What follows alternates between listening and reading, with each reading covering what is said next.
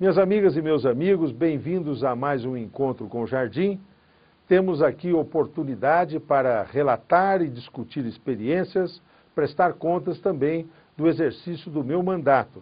E eu faço isso na companhia de pessoas inteligentes e interessantes.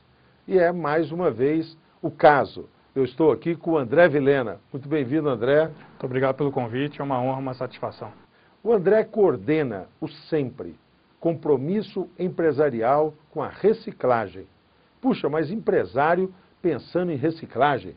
Muitas vezes se tem uma imagem que o empresário quer distância disso, porque isso significa custos e problemas. É esta a situação, André? Pois é, veja que desde 1992, quando o SEMPRE foi fundado, um grupo de empresários já tinha uma visão proativa sobre esse tema, transformar o problema em oportunidades, oportunidades de ganhos não apenas para o próprio empresário, mas para a sociedade como um todo.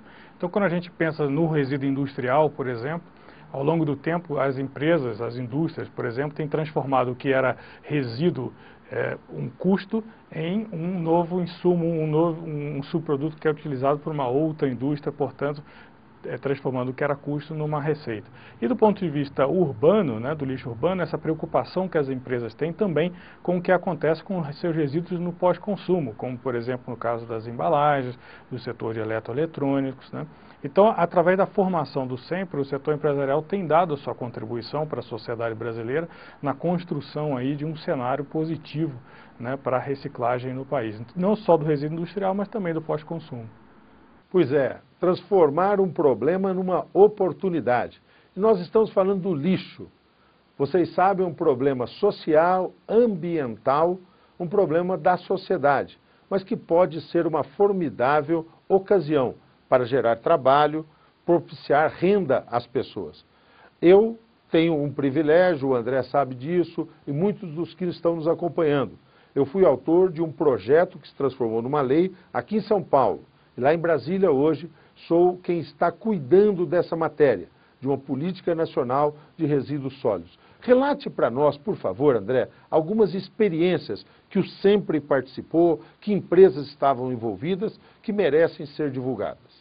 Bom, nós temos hoje no Brasil uma série de municípios que têm projetos muito interessantes de coleta seletiva, que são inclusive exemplo para outros países em desenvolvimento. E nós sabemos que a responsabilidade pela gestão do resíduo urbano é do município. Mas o setor empresarial proativo, ele entende que tem uma contribuição a dar, que ele tem uma responsabilidade a ser compartilhada com a prefeitura e com a sociedade civil.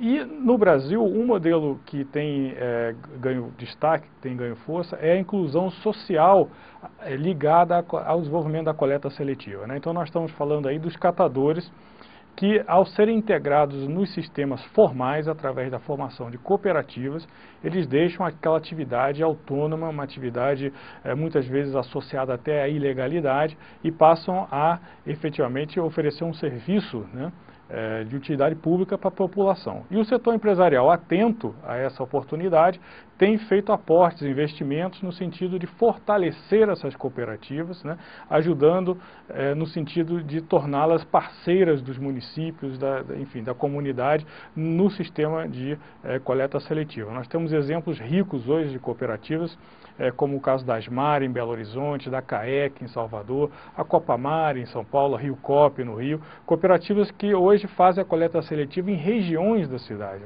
em bairros inteiros da cidade. Isso traz um benefício não apenas ambiental e social, como nós falamos, mas também econômico, que reduz os investimentos necessários, os custos para o poder público municipal. Então é uma relação de ganha-ganha dentro do tripé da sustentabilidade, econômico, ambiental e social. Quem já não viu em qualquer atividade, num show de música, numa festa do peão, as pessoas que passam catando a latinha, O Brasil tem um recorde absoluto nisso no mundo todo. Nós temos um alto grau de reciclagem, disso que foi espontaneamente sendo organizado pelas pessoas que catavam, depois se reuniam num central de distribuição, isso volta à indústria, a latinha, o alumínio, e nós temos hoje, os números são surpreendentes. A mim chegaram, André, número de 300 mil pessoas que vivem em torno dessa questão da reciclagem do alumínio especificamente. Em geral, as pessoas conseguem, inclusive nas cooperativas, ter um rendimento acima, inclusive, do salário mínimo. Salário mínimo que é, para metade da nossa população, o nível salarial básico, não é? Você, nessa questão da reciclagem do alumínio, que outros setores que têm indicadores importantes aí do ponto de vista de volta do produto ao processo produtivo? O caso do alumínio é um caso típico de sucesso do modelo brasileiro de logística reversa de embalagens, né, com inclusão social. Temos outros exemplos ricos, como o caso do papelão, né? Mais recentemente as embalagens longa-vida entraram nesse circuito também. Os plásticos em geral, né? O plástico PET hoje em momento aí de crise de commodities, preços baixos, é o que está em muitos casos sustentando as cooperativas, né? Então nós temos aí vários materiais encontrados no lixo urbano que podem ser coletados pelas cooperativas e que têm gerado então renda para essa parte da população que tem dificuldade de inserção no mercado tradicional de trabalho. Como o senhor bem lembrou, a questão do ganho, né, da receita que o catador tem ao trabalhar na coleta seletiva supera muitas vezes o emprego formal, né, que exige baixa qualificação técnica. Nós temos um desafio novo aí, agora, que é a questão do resíduo eletroeletrônico, né? Então, aí a logística... Explica para o nosso pessoal o que é isso. Dá um exemplo, é o celular, tá certo? Por exemplo. O celular, o computador, a impressora, a pilha, a bateria, né? Então, o setor empresarial produtor e que distribui esses produtos, ele está se organizando para ampliar os canais de logística reversa também desses materiais, né? E aí, cada empresa tem procurado desenvolver uma dinâmica específica, atendendo, claro, as características de distribuição que nós temos nas várias regiões do país. Agora, seria interessante que nas políticas públicas se pudesse privilegiar as empresas sérias, né, que estão desenvolvendo esses sistemas, porque infelizmente nós temos ainda no Brasil, aí a gente cita o exemplo das pilhas, por exemplo, um mercado informal muito forte, né? Hoje as pilhas, por exemplo, alcalinas, que são produzidas por empresas sérias, que têm investimentos em desenvolvimento tecnológico, que pagam seus impostos, né? Cumprem a legislação trabalhista, ambiental, enfim. Essas pilhas não oferecem mais perigo porque elas não contêm metais pesados, né? Portanto, não oferecem riscos à saúde pública. Mas as pilhas piratas, as pilhas feitas sem nenhum rigor do ponto de vista legal, elas estão aí inundando o mercado e oferecendo um risco não só do ponto de vista ambiental, mas à saúde pública. Olha, eu tenho certeza que muita gente está se surpreendendo com isso que o André está relatando, que o mercado de pilhas piratas ou de importadas descriteriosamente, particularmente da China, são os exemplos aí, é uma coisa que tem crescido muito, né, André? Exatamente, e oferecendo aí um risco para a saúde pública, né?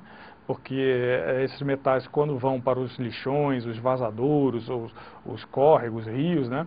Eles vão contaminar toda a cadeia alimentar, né? Ali presente até chegar nas pessoas. É um caso típico de que o barato sai caro aí, né? Exatamente. O André tem me ajudado muito também lá em Brasília na discussão sobre a Política Nacional de Resíduos.